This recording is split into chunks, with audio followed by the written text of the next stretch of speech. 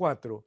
Si se aplica una diferencia de potencial entre los extremos de un conductor metálico recto, ¿se cumple qué? Acá vamos a marcar lo verdadero. Hay que marcar, yo voy a seguir validando verdadero o falso, ¿o no?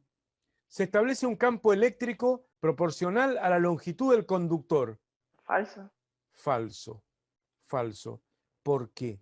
Por la bonita fórmula que tantas veces hemos visto y ya hemos demostrado que establece que la intensidad de campo eléctrico que se establece es igual a menos delta B sobre D. Como D es la distancia, es la longitud propiamente de la barra conductora, la distancia es propiamente en donde se establece el campo eléctrico. Acá está la diferencia de potencial aplicada, delta B, y bueno, esa distancia obviamente es la longitud del conductor, llamémosle L o D, lo mismo, ¿o no? La intensidad de campo eléctrico va a ser inversamente proporcional a la longitud del conductor.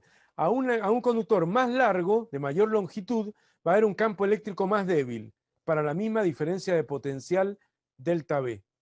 Hay una proporcionalidad inversa. Y no se puede decir que es proporcional cuando es proporcional inversamente. O sea, proporcional se sobreentiende que es directamente proporcional. ¿Se ubican? Entonces, ahí está mal. El campo eléctrico no es proporcional a la longitud del conductor.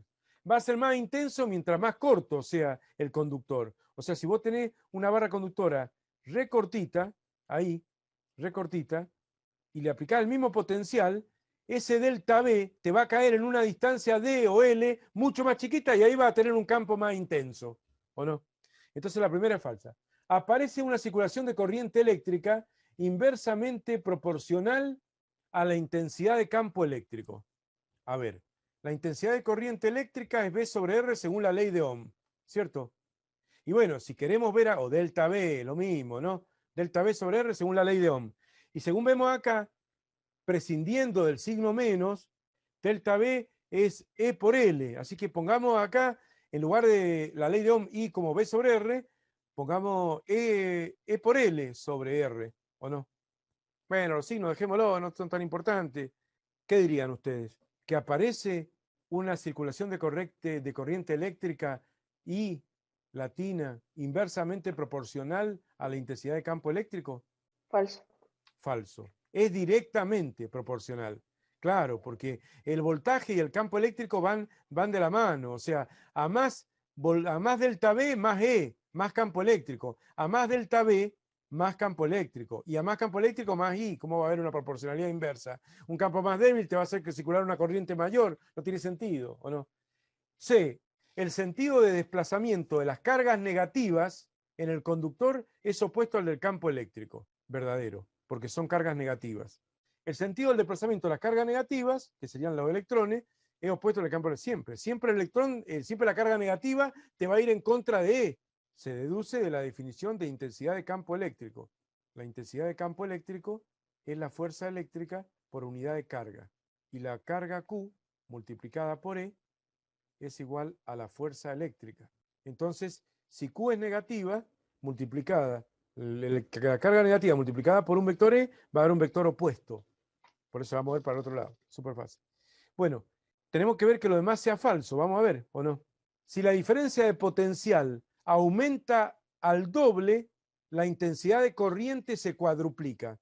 Tenemos que mirar esto, que es la ley de Ohm. I igual a B sobre R o delta B sobre R. ¿Verdadero o falso? Falso.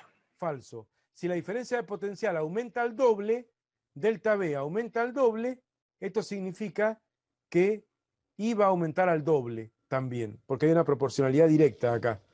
No está al cuadrado, no está la fórmula I igual a B al cuadrado. B al cuadrado sobre R es otra cosa, después lo vamos a ver. La cantidad de carga que fluye por el conductor disminuye a lo largo del conductor. ¿Verdadero o falso?